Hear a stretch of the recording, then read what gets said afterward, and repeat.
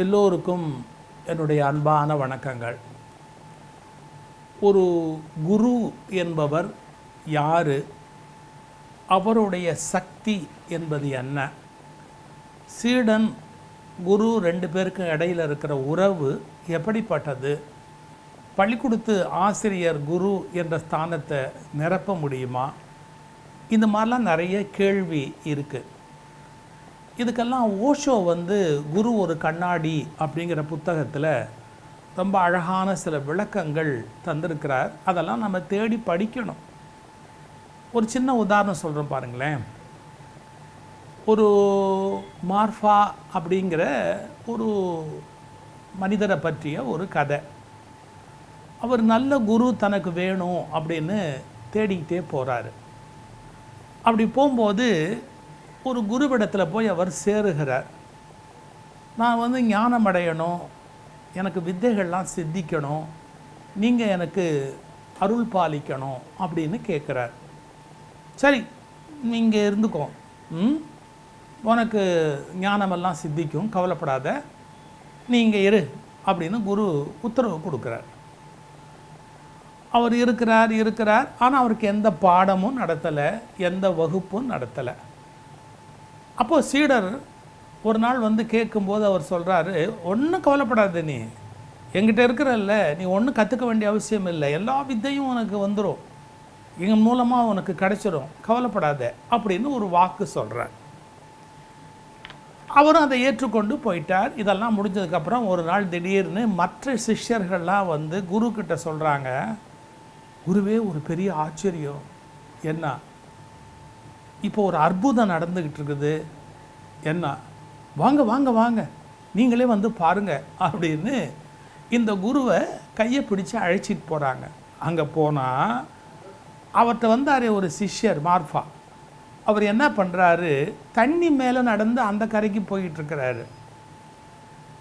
இந்த கரையிலேருந்து அந்த கரைக்கு நீர் மேலேயே நடந்து அவர் பாட்டுக்கு போயிட்டுருக்கிறார். குரு ஆச்சரியமாக இப்படி பார்த்தார். என்னது இது, இந்த வித்தை இவனுக்கு யார் கற்றுக் கொடுத்துருப்பா, எப்படி இவன் இதை தெரிஞ்சுக்கிட்டான் அப்படின்னு அவருக்கு ஒரு யோசனை. ஆனால் நம்ம மற்ற சிஷ்யர்களுக்கு மத்தியில் போய் இதெல்லாம் கேட்கக்கூடாது இல்லையா. அதனால் மற்றவங்களெல்லாம் சொன்னார், நீங்கள் போங்கடா, அந்த பக்கம் போங்க, எனக்கு தெரியும், போங்க அப்படின்னு அனுப்பிச்சிட்டு அந்த சீடரை கையை காமிச்சு கூப்பிட்டார். கிட்டக்க வந்தோடனே அவர்கிட்ட கேட்டார், ஆமாம், இந்த வித்தை இதை நீ எப்படி படித்த, யார்கிட்ட போய் படித்த அப்படின்னு. நீங்கள் தான் எனக்கு குரு, நீங்கள் தான் சொன்னீங்களே, உங்களை நான் குருவாக ஏற்றுக்கொண்ட பிறகு எல்லா வித்தைகளும் சித்திக்கும் அப்படின்னு.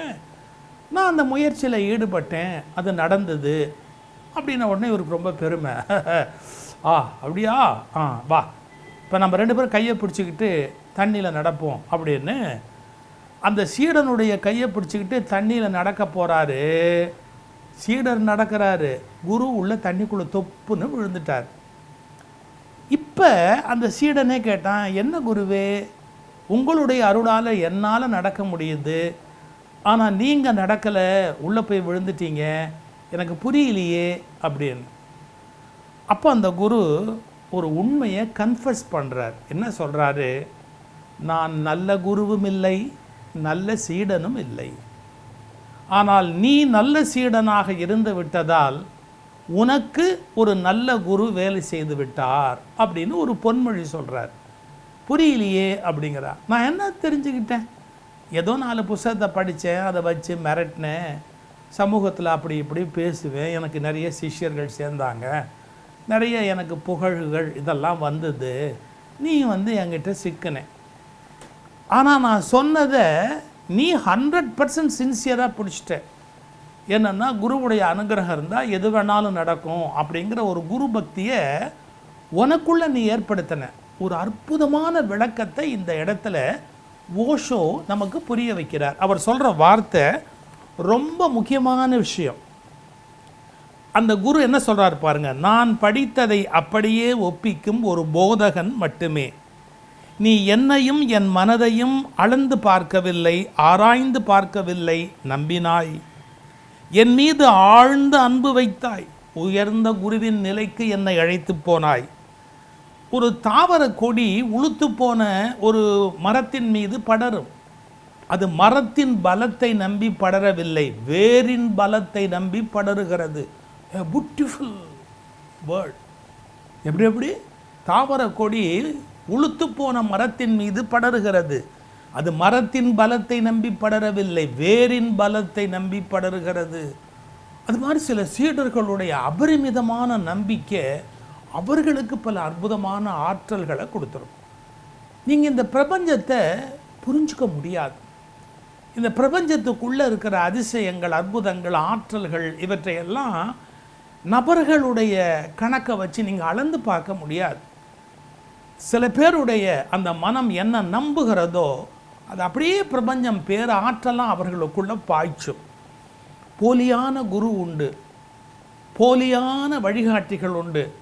ஆனால் சீடர்கள் முழுமையான அந்த நம்பிக்கையோடு அந்த எண்ணத்தை பெறுகிற போது அவர்கள் வாழ்வில் அற்புதம் நிகழ்கிறது. எவ்வளவு பெரிய பேர் உண்மை. இதை இந்த கட்டுரையை நான் படிச்சுட்டு திகைச்சு போனேன். நான் முன்னே ஒரு முறை படிச்சிருக்கேன், ஆனாலும் இதை படித்த உடனே எனக்கு ஒரு சந்தோஷம். இதை என்னுடைய நண்பர்கள், எனக்கு வேண்டியவர்கள் எல்லாரும் படிக்கணும். அதுக்கு எனக்கு என்ன வழி? ஞான மலர்கள் புத்தகத்தில் இந்த கதையை அப்படியே வெளியிட்டிருக்கிறோம், படிங்க. ஞான மலர்கள் எப்படி படிக்கணும் உங்களுக்கு தெரியும். இதுக்கு கீழே டிஸ்கிரிப்ஷன் பாக்ஸ் இருக்குது, அதுக்கு போங்க, அதை சொடுக்குங்க, அந்த புத்தகம் கையில் கிடைக்கும். ஞான மலர்களை நாங்கள் எப்படி டிசைன் பண்ணுறோம்னா, பழைய பக்தி அது ஒரு பக்கம், பக்தி இலக்கியங்கள் அது ஒரு பக்கம், ஞானமயமான சிந்தனைகள் அது ஒரு பக்கம், ஜென், இன்னும் புதிய சித்தாந்தங்கள், உங்களுக்கு கண் ஐ ஓப்பனர் அது ஒரு பக்கம். இப்போ நான் பாருங்களேன், இது உங்களுக்கு ஒரு ஐ ஓப்பனர் ஒரு பகுதி இந்த கதை. இப்போ பழைய பக்திக்கு ஒரு சின்ன ஒரு கதை சொல்லட்டுமா? அதாவது கோபிகை பெண்கள்லாம் நடந்து போகும்போது தண்ணி எடுத்துகிட்டு வராங்களாம் நதியிலேருந்து. இந்த பானையை கீழேந்து தூக்கும்போது, தண்ணி மோந்து தூக்கும்போது இடுப்பு வலிக்கும். அங்கே விளையாடிக்கிட்டு இருந்த கிருஷ்ணனை கூப்பிட்டு ஒரு கோபி சொன்னாலாம், டேய் கிருஷ்ணா இங்கே வாடா, எனக்கு இந்த பானையை தூக்கி என் தலைமையில் வைடா, என்னால் குனிஞ்சு தூக்க முடியல, கொஞ்சம் தயவுசெய்து. ஏன்னா அவங்க 2-3 தண்ணி பானை மேலே எடுக்குவாங்க. முடியலடா கிருஷ்ணா, கொஞ்சம் தயவுசெய்து தலைமையில் இந்த பானையை தூக்கி வையி அப்படின்னு. முடியாதுப்பா, முடியாது அப்படின்ட்டு கிருஷ்ணன் ஓடிப்பிட்டானா. ஐயோ இந்த பயலோடு அப்படி தான், எப்போ தேவையோ அப்போ உதவ மாட்டான், ஒரு காரியத்துக்கு நமக்கு உதவி செய்ய மாட்டான், ஆனால் வம்பு வளர்க்குறதா இருந்தால் வளர்ப்பான். அப்படி இப்படிலாம் இந்த பெண்கள்லாம் பேசிக்கிட்டு இந்த கோபிகை என்ன பண்ணுறா, வீட்டுக்கு வரா பாருங்க. இப்போ வீட்டு வாசலில் கிருஷ்ணன் ரெடியாக நிற்கிறான். ஒரு அழகான கதை இது. நீங்கள் அதனுடைய அந்த ஆத்மாவை ரசிக்கணும், அந்த இடத்த ரசிக்கணும், அழகுணர்ச்சியை நீங்கள் பிரமிச்சு போய் பார்க்கணும். வாசலில் கிருஷ்ணன் நிற்கிறான். இந்த கோபிகை கேட்டாலாம், என்னடா அங்கே பெருசாக அழட்டிக்கிட்டே இங்கே வந்து நிற்கிற அப்படின்னு. அந்த தண்ணி பானையை இறக்கி வைக்கட்டுமா, நான் உனக்கு இறக்கி கொடுக்கட்டுமா அப்படின்னு கேட்டானா. அங்கே முடியாதுன்ட்டு இங்கே வந்து இறக்கி வைக்கிறேங்கிற, என்ன நான் எடுத்து மேலே வைன்னு சொன்னபோது முடியாதுன்னு, இப்போ மட்டும் எடுத்துக்கிறேன் அப்படிங்கிறியே சார். அந்த கதை எப்படி முடியுது பாருங்கள். எப்போவுமே என் பக்தர்கள் மேலே சுமையை ஏற்றுறது எனக்கு பிடிக்காது, ஆனால் அவங்க சுமையை குறைக்கிறதுனா எனக்கு பிடிக்கும். இது அப்படியே நீங்கள் வரிக்கு வரி அர்த்தம் பண்ணக்கூடாது, அதில் உள்ள இருக்கிற அழகை கவனிக்கணும். ஒரு பக்தன் சுமையற்றவனாக இருக்க வேண்டும் அப்படிங்கிற உணர்வுக்கு போகணும். இன்றைக்கி பக்தர்கள் கவலை, துன்பம், துயரம்னு எப்போ பார்த்தாலும் சொல்லிக்கிட்டு இருந்தால் மன்னிச்சுக்கோங்க, பக்தியாக இல்லைன்னு அர்த்தம். கோச்சுக்காதீங்க. நல்ல பக்தி நமக்கு இருக்கும்னா கஷ்டமாக இருக்க முடியாது. கடவுள் நம்முடைய சுமையை குறைக்கிறதுக்கு இருக்கிறான் அப்படிங்கிறத நாம் புரிஞ்சுக்கணும். என்ன அழகான வார்த்தை பாருங்கள். எனக்கு என் பக்தர்கள் தலைமையில் சுமையை ஏற்றி வைக்க பிடிக்காது, ஆனால் இறக்கி வைக்கிறது தான் ரொம்ப பிடிக்கும், நான் சுமையை இறக்கட்டுமான்னு கேட்டான்னு. இந்த கதையும் எங்களுடைய ஞான மலர்கள் இதழில் இருக்குது.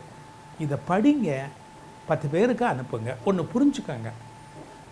இந்த இந்து சமயத்தை புரிஞ்சுக்கிறதுங்கிறது அவ்வளோ சுலபம் இல்லை. அதில் பக்தி யோகம்னு ஒரு பகுதி இருக்குது, ராஜயோகம்னு ஒரு பகுதி இருக்குது, கர்ம யோகம்னு இருக்குது, ஞான யோகம்னு இருக்குது.